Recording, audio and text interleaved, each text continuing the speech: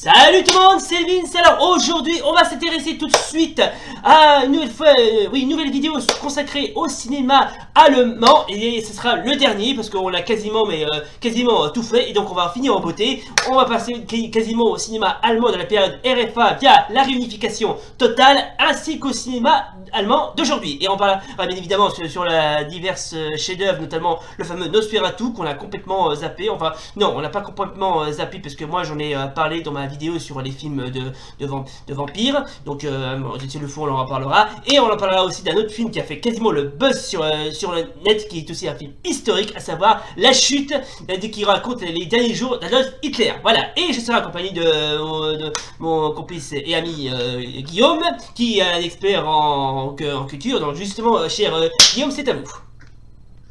Bon, alors, on était sous le contexte de nostalgie. Bon, alors nous aborderons ce sujet, mais nous allons faire une petite apartheid, comme il nous a précisé notre cher Vince, sur un film que nous avons oublié de parler, c'est le cinéma d'horreur allemand, dont Nosferatu, qui est l'un des premiers chefs-d'œuvre du cinéma d'horreur allemand, que nous n'avons pas parlé dans le premier épisode. Ouais, sauf dans ma vidéo sur les films de vampires. Si vous voulez. Je pense que si vous êtes là jusque-là, c'est parce que vous avez vu le premier épisode. Voilà. Yeah. Donc voilà, donc c'est un film en noir et blanc, voilà, muet, je crois. Oui, oui, il est muet. D'ailleurs, je l'ai vu. Franchement, le film est franchement, il est pas mal. Franchement, j'ai presque envie de le remater. Oui, je sais pas pourquoi. Si, je l'ai vu, mais ça fait tellement longtemps que je me souviens plus s'il est muet. Ah si, il est muet. Il n'y a pas le moindre son parlant. Hein. Mais le film est bien foutu. Hein. Oui, bah d'accord.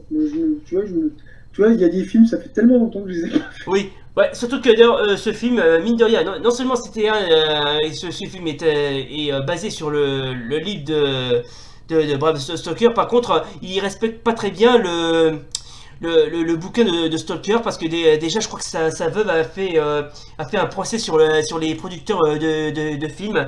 Il respecte pas très bien le film, enfin le roman de Stalker, bien évidemment. Hein.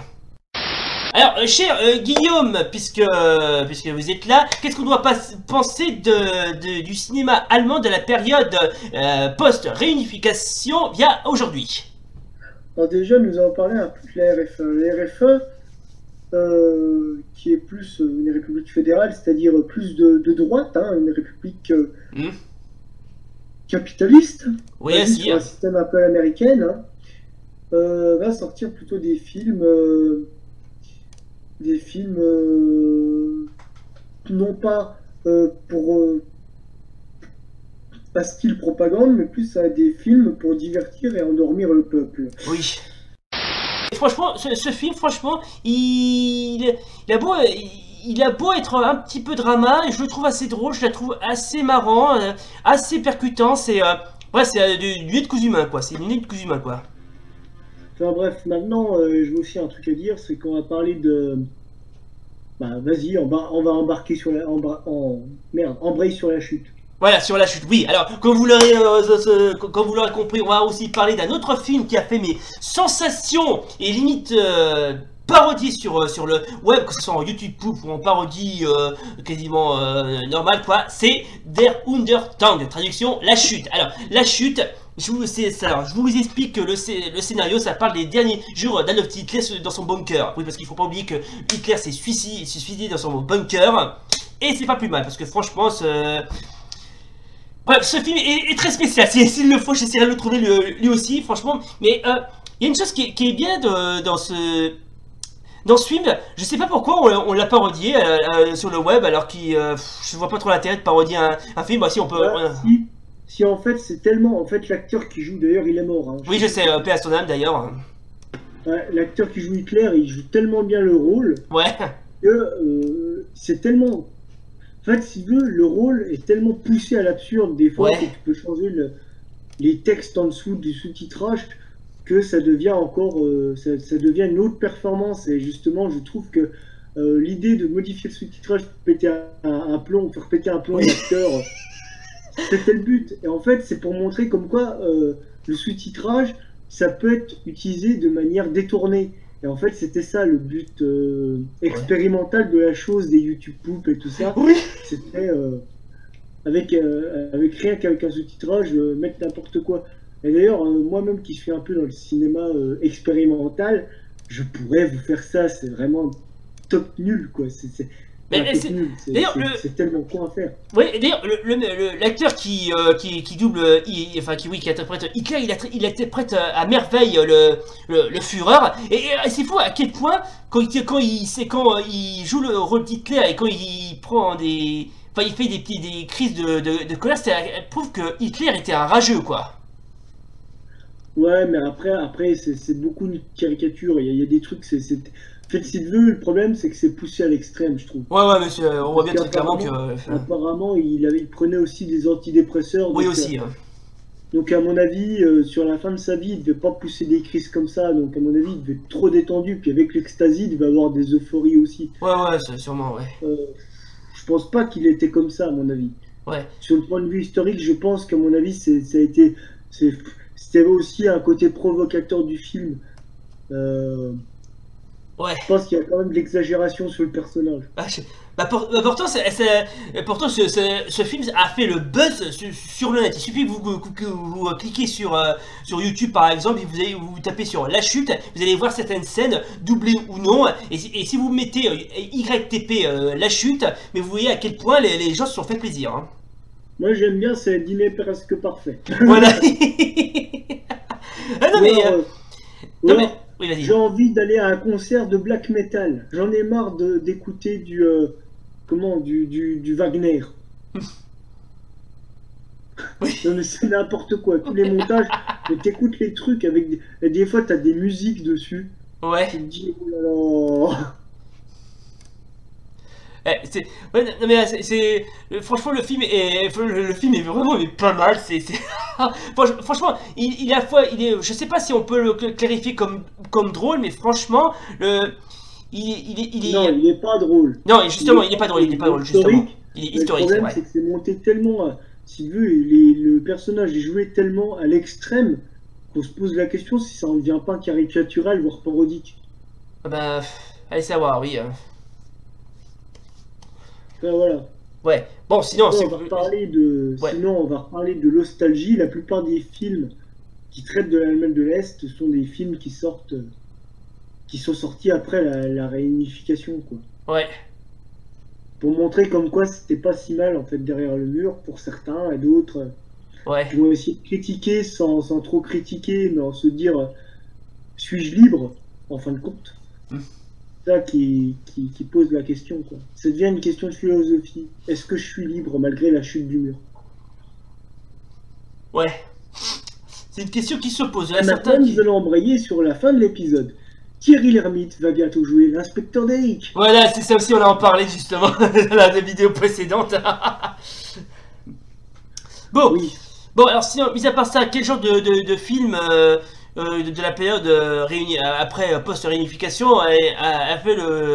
était bien? Bon, là c'était bien évidemment Goodbye Lénine, La Chute, et le tunnel aussi. Mais il y en a certains franchement qui étaient assez bien, qui sont... bon, je dis pas que je les aime pas parce que je ne suis pas un très grand fan hardcore des films allemands, que ce soit de la période avant-guerre ou après-guerre, ou même après réunification. Et pourtant, il y en a certains qui sont plutôt pas mal. C'est du must, quoi. C'est vraiment du must. Par exemple, c'est quoi ton film allemand préféré? Bon, j'en ai plein. Ouais. Moi j'aime bien Metropolis et puis Goodbye Lénine. Voilà. Et Goodbye Lénine, je trouve que ça fait même très science-fiction par moment. Ouais, justement, je veux en parler, la science-fiction, justement. Le film d'ailleurs était vraiment extrêmement poussé. Alors, il y a aussi d'autres qui sont, comment dirais-je, qui étaient plutôt pas mal. Il y en a un qui s'appelle, il y a aussi La vie des autres, Das Leben der anderen, de Florian Henkel von der Smark. Voilà, excusez-moi si j'ai mal prononcé. Alors, franchement... Voilà, c'est ça. Voilà, excusez-moi, je parle très mal allemand, je suis désolé. Alors, on s'en fout. Ouais, on s'en fout, c'est vrai. Hein. Alors, donc, Alors, c'est un drame. Alors, en 1984, à Berlin-Est, Gerd Wiesel, capitaine de la Stasi, en matricule dans la politique de la RDA, se voit confier la tâche de surveiller le dramaturge George Dreisman pour que la place de surveillance soit plus étendue que possible. Il est aidé en cela par un fonctionnaire subalterne du ministre. Ouais, en gros ça parle d'un mec qui surveille la frontière, quoi, si je puis dire. Ouais, je l'avais déjà vu ce film. Enfin, je l'ai déjà entendu parler, je l'ai jamais vu, mais j'en ai déjà entendu parler. Ouais. Et je crois que j'ai des extraits. Ouais, franchement, le film est bien, franchement, il est bien. Par contre, il y a eu du bol, ça a failli tomber en épreuve écrite au bac.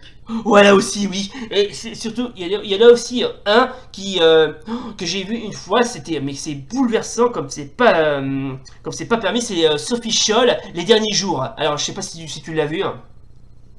Non, ça me dit rien. Alors en fait, je vais t'expliquer, c'est un biopic qui parle de Sophie Scholl, une jeune socialiste qui n'était pas une nazie convaincue, quoi. Alors je vais t'expliquer. Alors le film retrace les 6 derniers jours de la vie de la jeune étudiante du 17 au 22 février 1943, depuis le lancement de tracts dans les halls de l'université de Munich, son arrestation, son interrogatoire jusqu'à son exécution. Alors Sophie et oui, je la connais, mais oui. Voilà. Je connais Sophie Scholl, oui, c'est un film historique. Voilà, bah c'est ça, bah justement, il y a un film qui parle de ça, c'est Sophie Scholl, Les Derniers Jours. Oh, je savais pas. Ah si, il date de 2005. Hein. Oh bah putain, faut que j'aille le voir. Ah mais si tu veux, je t'aiderai à le trouver. Hein. Donc, alors... Ouais. Je t'aiderai à le trouver, t'inquiète pas. D'ailleurs, si certains sont fans de cinéma allemand et de films allemands, j'essaierai de voir si je peux vous les mettre en bas la description. Ainsi que les vidéos sur vidéos sur les cinémas allemands qu'on a fait. Tu peux trouver, écoute, tu peux trouver Metropolis, je crois, en version. Oui, bah j'essaierai de voir si je peux trouver, ouais, on va voir. La première version non remasterisée. Enfin, non. Bah écoute, j'essaierai de voir, ouais. Donc, alors, oui, allô? Je disais, tu peux trouver la version de Metropolis. Oui, j'ai compris. Première génération. Oui, j'ai compris, t'inquiète pas, j'ai compris. Hein. Alors, donc je t'explique quand même le petit résumé. Alors, c'est Sophie et Hans ont une relation de fraternité très forte qui surrajoute la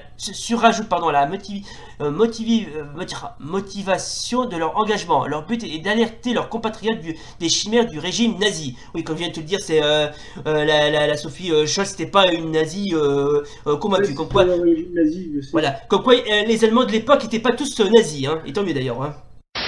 Donc les gens, c'est donc la fin donc de ce cinéma consacré au cinéma allemand. Voilà, on vous a quasiment tout dit sur le cinéma allemand. Après, le cinéma allemand qu'on aime ou qu'on déteste, ça reste un cinéma à part, quoi. Varié.